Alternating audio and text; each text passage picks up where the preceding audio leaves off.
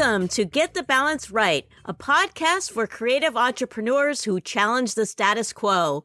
I'm your host, Heather Zeitzwolf, and I'm on a mission to help and inspire visionaries to grow their firms with a keen focus on their triple bottom line. Join me for conversations with purpose-driven leaders, business disruptors, CEOs, and renegades in digital media, marketing, advertising, and design. Hey everybody, this is Heather Zeitzwolf, and this is Get the Balance Right podcast, and it is 2021. Woohoo! We made it! Yes! Very exciting. This is episode 30, and I am joined by Maria and Andres from Greenmo. Greenmo is a green digital marketing agency. Okay, so you may be wondering, what does green marketing even mean? Well, sometimes it's called environmental marketing or eco-marketing. Sounds pretty cool, right? You can get behind that. Well, according to Greenmo's blog, it refers to the marketing of products or services that promote sustainability and environmental benefits. So as some businesses commit to produce safe or sustainable products, other green companies work towards reducing their carbon footprint. Greenmo focuses on environmentally conscious solutions for its clients, whether through digital marketing or helping them to be a more eco-conscious business. For Maria and Andres, Greenmo's approach to marketing is not just about promoting green products, it's also about encouraging the public to lower their environmental impact. I have to say, this approach to marketing is very inspiring. On the podcast this year, 2021, I will be featuring more agencies that are working with their clients to make a better impact on the world. I've got some really exciting guests lined up, so keep tuning in. But to give a shout out to some of my prior guests, if you haven't listened to episode 17 with Charlotte Chipperfield, I'd recommend that you check it out. She is the founder of Chipperfield Media, who takes a holistic approach to marketing while utilizing purpose to drive content. She was the inspiration behind me putting together my core values that I have read on the show. Also, there's episode 11 with Tom and Mary Ann from Benefit Corporations for Good. They were both marketers that collaborated on the book 25 Building Blocks to Create a Conscious Organization. They went on to develop a certification program for purpose-driven businesses, which I'm a proud member of. Thanks, guys, at Benefit Corporations for Good. All right, are you ready to kick off 2021? Here is my conversation with Maria and Andres from Greenmo. Welcome to another episode of Get the Balance Right podcast. Today I am joined by Maria and Andres from Greenmo. Hey guys. Hey. Hi. Welcome. Now, Maria usually is living in Moscow, but she's joining us from Spain, which is super cool. And Andres is in New York City. Is that where you're located? Yes, I am. Please tell the audience a little bit about yourselves. We'll start with Andres. Can you tell the audience a little bit about your background, and then we'll go into your company after that? Yeah, that sounds like a plan, Heather. Born and raised in Colombia, came to the US at the age of 10, and I majored in music and film. After that, I went into sales, and you know how it is. Sometimes you don't really end up doing your own career. But I must say that degree in music and film has really helped me shape what we do at Greenmo when it comes to, for example, perspective of creation and marketing. And what about you, Maria? So I was born and raised in Russia. At the age of 15, I moved abroad to England. I spent around 6 years pursuing my studies there. And after that, I moved to US to complete my studies, my master's degree in business and marketing. I always had passion to become an entrepreneur, to create something on my own. But I always wanted to create something that will help people, not only make money. When I get older and in US, I met an amazing people and I went to some great conferences. And my friend invited me to go to this peaceful protest of Greta Thunberg. I started to learn more about climate change, an actual issue in the world. Tell the audience a little bit about what Greenmo is. Greenmo primarily is a green digital marketing agency. We do all the standard digital marketing that every other marketing company does. But what really sets us apart is that we primarily work with green companies. We also try to go beyond that digital marketing agency or our aspect. We try to focus on helping companies become more sustainable, more knowledgeable about the environment and the impact that they can have. And we also try to help them implement new systems into their businesses. So we can create energy strategy procurement, we can do waste and inventory management for them, and then try how we can use those ideas and create new business strategy development. And then we could use the digital market as a way to implement those ideas into their business as well and to promote them, right? Because now everyone knows that a business that's more sustainable can make more money. It's a bigger investment for them, but it's also a bigger revenue for them in the future because they're paying it back to the community and the community pays it back to them. It's amazing when a business realizes what they can do for the world and how the world really pays them back. What are the size of some of these companies that you're working with? Are they primarily small businesses? Currently, they are small businesses. They range between 5 to, I think, 20 employees. The companies, they're fairly small. We are looking to scale and hopefully take this to a corporate level eventually and really educate the corporates about the big changes that they can do because they're the ones with the big budget and the big power to really make the change.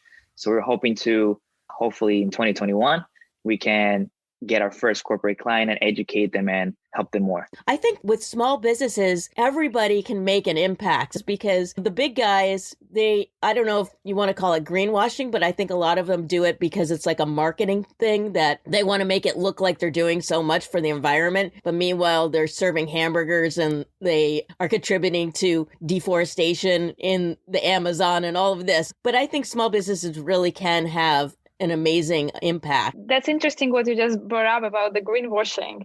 We were just literally released a blog about that on our website, and it has some great example that you just provided. It's like McDonald's who changed their plastic straws to paper straws. But the interesting fact about the straws, they are not recyclable as well. So now, instead of killing the ocean, they're just killing the forest. Exactly. Back when we could go on vacation to places, I was at a resort in Mexico and they had this whole, I guess you'd call it like initiative at the hotel that was no straws, which I thought, okay, that's really great. And they had images of turtles with straws in their nose. And it's okay, yeah, straws are bad. But meanwhile, everything was served in plastic cups everywhere at the resort. So it kind of seems like it defeated the purpose. And I understand you need to use plastic around a swimming pool because you don't want people to get cut on glass, but at least make the cups reusable. Now, I know that you guys are actually involved in something that has to do with reusable cups. Can you explain about that? We don't have a direct correlation with the plastic cups, but we do partner with the company whose main focus is plastic reusable cups, to be exact. They are made of polypropylene. They can be cleaned and sanitized so they can be reused again. Their company is actually called Cup Zero. We are working on helping them bring this to campuses and coffee shops around the city in Manhattan. And it is a project that's still on the way. But primarily, the whole idea behind that is to revolutionize the whole idea of single cup usage. There's no point of using single plastic. Like the journey to just make a single plastic cup, it's, I don't know, sometimes between a month to 3 months just to get to you and just to use it for 5 seconds and then you throw it away. And this is why we partner with green companies. So because they have these amazing ideas and sometimes they just don't have the connections, so they just don't know how to market it properly, which comes back around to a question that I like to ask people. So what is green marketing? How is that really different from just standard marketing? The short answer to that is that green marketing really is just the process of promoting products or services based on their environmental benefits. And contrary to greenwashing, like you said, we're not just saying, hey, use paper straws versus plastic. The solution really is no straws at all in that example. But we want to be able to go beyond just the green marketing. Like I mentioned earlier, we want to help businesses incorporate the systems into them so they can also be educated. Hey there, this is Heather. I hope you're enjoying the podcast. And if you are, if you wouldn't mind, please hit the subscribe button now. That way you'll never miss an episode. All right, now back to the podcast. What are some things that small businesses can do today to implement some green practices? Do you have some basic ideas that they could implement in their business? From at least organizing the recycling properly, because we realize that's actually one of the biggest problems that we have, at least here in New York City. A lot of the items just end up in the trash because they're not educated of what goes where. And even though sometimes we have those colors that says if it's blue, green, or yellow, and they say cardboard, metal, or plastic, they all end up somehow in the same bin because there's so many different items. I think just being educated on the right way to simply recycle, that could be the first step. educating yourself, and then taking the steps to really educate also the employees. Because the one thing is you knowing, and then if your employees don't know what goes where, then what's the point really? Education is something that we always focus on as well. Educating yourself, learning how to recycle properly. I would also add to that when it comes to the companies, it's to reward employees when they do something sustainable. So in the office, promote the culture of sustainability instead of using single cups at work. Promote for them to bring their own reusable cups, put posters, do events, cater some food without plastics, install washing machine. For example, some companies, when they have the water machine there, they use this, like even they might use paper cups. You can consider it more green, but again, it's the better solution is to use glass cups, right? So it will cost you in the short term more to purchase those or install a washing machine into the business because it costs money to do that. But in the long term, your cost will reduce. Try to maybe talk maybe with us, Greenmo, or other companies who specialize in that, what can be done. Because an interesting fact that many green solutions, they actually reduce your cost rather than higher it up in the long term. I've worked in offices before and people go out to lunch, they go get takeout, and then it's in these horrible plastic containers. But I know that they have reusables that you can use for takeout. Is that something that you also try to promote? There's actually a small startup here in New York City that focuses on that you order takeout, and then from the next time that you order takeout from the same place, someone else comes and picks up the previous takeout containers, reusable and sanitized to be able to be reused again. So I know that's an idea that's also emerging, and we are working to partner with companies like this to try to promote that. But we're not promoting that primarily yet. That is the key word, yet. But anytime we can recommend someone just to bring lunch from home, it's like the easiest thing we could do. I follow you on social media. You're oftentimes posting things that are different tips that people can do, horrible statistics. Can you just tell a little bit about some of the things that you've been educating people on social media about? Sure. It first comes to our core values of the company, which is educate, discover, and modernize. And we wanted to take a different approach when it comes to our social media, because we know that social media, it could be bad or good, but we wanted to bring good. We want to bring awareness because when this company started, we felt that there is not enough awareness. So we are using our social media to share with people these small tips of how they can change their habits. That instead of using a single-use COVID mask, there is alternatives. You can have one mask, wash it, and the facts about the climate change as well, which is true. We have this content lane called Busting Myths, where we talk about what people believe usually, but it's not true. We're also learning. Every time we post, we share the content, we're learning as well. What are some of these myths that you're busting? In the 1970s, scientists warned about a coming ice age, but they were wrong. While a handful of scientists in the 70s did predict cooling climate science was still in its infancy. Most recently, it has been revealed that researchers indicate cooling was very much in the scientific minority. Climate science has matured a lot since then. Tens of thousands of peers reviewed scientific papers. They said that it's really humans who is just responsible for the heating of the climate. It was a myth that there was going to be another ice age. It's just really our fault. The content link that we have, it's just education, like Maria just mentioned. We try to keep people on what are, for example, biogenic emissions. We try to use social media also as a way to promote our business to some extent, like every other business, but we do try to use it primarily for educating people. For clients that want to work with you, are you looking at, do they have sustainable practices currently, or are some of these people coming to you to learn a little bit more and become more sustainable? They don't have to be sustainable at the moment. We do prefer to work with green companies, of course, but I think what really matters to us, if the business wants to change, they want to learn more about how they can become more sustainable, by all means, contact us and we can guide them to the process of how they can become more green business, how they can reduce their impact on the environment, and of course, give back more to the community. How did you both get involved with this whole sustainability and green practices? It's actually a story I like to tell. It was January 21st of 2020. And a good friend of mine, his name is Peter Goldmark, he invited me to this panel where it was to talk about the environmental solutions between two generations, millennials and boomers. My friend Peter Goldmark is just turned 80. He was among that generation, as well as in the panel. Peter Goldmark, he was the president for Rockefeller Foundation for 10 years. And after that, he did some other work with the MTA, and then he went to become an environmentalist. And on this panel, we spoke about, again, the different problems, how we can both come up with solutions. Then after that, he invited me to a private dinner What I didn't know was in that dinner, David Rockefeller Jr. was going to be there, his wife, among other 6 scientists, all focused on environmental research, environmental solutions, and overall scientists. And then I was just there. I was the only person in sales and with the degree in music and film, as they were all talking about sustainability, what's already happening. This is happening here. This is happening there.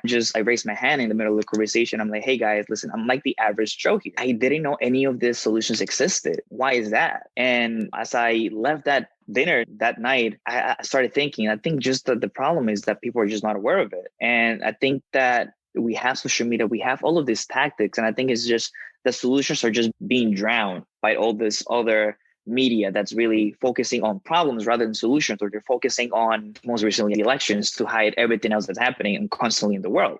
And knew Maria already for about a year or two. We work in the same company and she was doing marketing in the company. As she mentioned earlier, she always wanted to be an entrepreneur. And I came up to her to the idea because she is really the brains when it comes to all of this. She knows how to set up the business plan. She knows how to draw everything out. So I was like, hey, listen, I think you love marketing and I'm diving into that right now. I think we could really try to come up with something. It was a journey of a good 3-4 months. I still stay in contact with people from that dinner from then. One of them is actually Ima Perez. She is a postdoctoral scientist at the Rockefeller University. And so we check with her pretty often our facts about what's happening. She is a zero waste nut. He has lived like zero waste and she has 2 kids. And I'm like, how do you do it? We do check a lot of facts with scientists that are in this field. We're not scientists. We didn't go to school for environmental sciences, but we know people who do. And we trust their opinions because this is what they've been doing for the past 10, 15, almost 20 years. They're technically like our advisors when it comes to all of this initiatives. Zero waste, that seems almost impossible. I wonder how close to zero you need to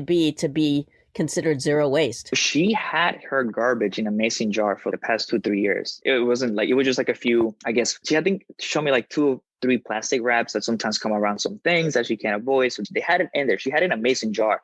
But she did tell me this journey of zero waste took her 10 years. It wasn't an easy journey. I myself started doing things like that. I started buying my dental floss comes in a little glass jar. And I just buy the actual floss. It comes in a biodegradable box. So I recycle that properly. And then I just change it and I put it in the glass jar and I reuse it. I don't really have paper towels anymore. I use reusable washcloths. I have a little roll of just washcloths and I just use them. And then when they need to be washed, well, they wash them and then reuse them. It's small things like that. When you start being conscious about how many things have plastic or how many things you can really save on. When you become conscious on all of these things, you start seeing the solutions. So you start seeing, I can actually cut back on this. Companies that want to be more green and they want to let their customers know, what are some tactics that they can do to inform the public that they are going green? One of the first steps they could do, it's always taking advantage of the social media. That's like the easiest thing they could do for themselves. When it comes to they want to bring a green initiative to the market, and again, we are not talking about greenwashing. We're actually talking about something that they want to change. They go on social media, they go on their already existing clients, but they talk about the initiative. They attract more people to engage with them. They can even ask them questions. What do you think? How can we improve our product to go greener? It's not only about them, it's about their community, because usually their clients know the best because they purchased their services or product. They also could hire an advisor. They also could create a new product or a service. They could try it out, do A/B test. Does it work or not? But most likely it will help the company if they want to move greener, because as we know from statistics, 5 out of 10 US buyers are most likely to purchase a sustainable product if they know it is. And we, again, not talking about just labeling it eco-friendly as some companies do. It's more about being actually to their world and actually doing the right thing. Hey, this is Heather Zeitzwolf. If you are an entrepreneur who is serious about wanting to make a positive impact on the planet, then I have a program for you. It's called the People, Planet, Profit Roadmap. It's a 3-month intensive program for entrepreneurs who want to be more focused on their triple bottom line. The program will guide you to make your business more sustainable and will develop an action plan to empower you as a conscious leader. If you are interested in this program, go down to the show notes and you'll find a link to set up a discovery call with me, Heather. All right, now back to the show. What are some companies that you feel are doing the right thing? You mentioned that dental floss. That's pretty cool. I've not seen that. Is that available? Where do you even find that dental floss? You'll be surprised if you actually look for environmental solutions on Amazon. But of course, you don't want to buy it through Amazon because they have a lot of packaging. There is actually an option called, I think, Package Free Shop. There's one at least here in New York City, my Package Free Shop. When they ship things, it is biodegradable. Everything's packed in as neatly and as less plastic as possible. I think that the tape that they even use, it's like made out of paper. So everything that comes in the package that it's needed, it's recyclable, and it's as packaged less as possible as well. If I may add about your teeth hygiene, one of the also great solutions that I found, I was based in New York before, and I was looking, how can I reduce my waste? How can I start with small things? And I realized, I think one of the greatest waste is toothpaste and the package, because you know how the toothpaste ridiculously comes like a plastic package and after that another package over it, cardboard package. It's insane. I think that's like the first thing that a person can change, and it's easy. And I found this company called Bite toothpaste. So basically what they do, they have a glass with a small bites of toothpaste, bamboo brush with it, and that's how you clean it. You have a glass and after that you refill it. So they bring it back to you. And a glass, what I do is like vitamins. When I use vitamins, I recycle it for another purposes. If I make a homemade jam, I will use for that, or like a jar. So it's so much better because it's from glass. You can literally reuse it at home as many times as you want. There are many companies. There are deodorant that these plastic bags. Now there are companies in New York and US alone who actually do a delivery at home with a recycled packaging. And you just put it and it biodegrades and the washing disappears. Detergent. For people that want to learn more about you guys, where do they go to learn more about Greenmo? They can definitely follow our social media if they want to be more educated, like on what we do when it comes to environmental things and basic education, myth bustings, right? Our Instagram handle is greenmo.space and our website is www.greenmo.space. That's SPACE, not .com. We want to be different. Stand out. It's also about the space. We want to build a community and a network of people who want to have the same goal and help each other. You also can go to our website. We have a blog that we release once in 2 weeks. We try to talk about some either issues or like case studies, recommend like beauty makeup brands that are eco-friendly, or to talk more about the companies who is doing a great job or not a really great job. So we're trying to learn along the way as well as educate people and discover more interesting stories. What are some of the companies that you think that are doing a great job right now? Avocado, the mattress firm. They have a whole mattress that's biodegradable and they create all natural like cotton or organic, and like the packaging is also organic. Before we wrap up, did you have anything else that you wanted to add? Your company or your services or anything like that? When you work with Greenmo, we donate up to 7% of our monthly retainers that we work when we work with clients. For each client, we donate to sustainable charities. And they range from the Natural Resources Defense Council to the Environmental Defense Fund to even like the Center of International Environmental Law. We currently work with 5 or 6 different charities, and we're always asking people, hey, if you have a preferred green charity that you want us to donate to instead of the ones that we have, please let us know, and we'll be more happy to make a donation to them. We want them to feel as well that even if they're taking their time making the changes, our clients, that we are making donations on their behalf for just at least choosing us as a business. So not only you're getting a great service from us, you can feel good that we're donating on your behalf. And the interesting thing, it's like a chain. You do good and people start to do better. I think 2 or 3 of our clients actually left our practices and started to do it on their own with their clients. It's like you bring good and it's like a chain effect, it just continues. We are really happy people in the world are getting kinder and warmer, even in the time of COVID.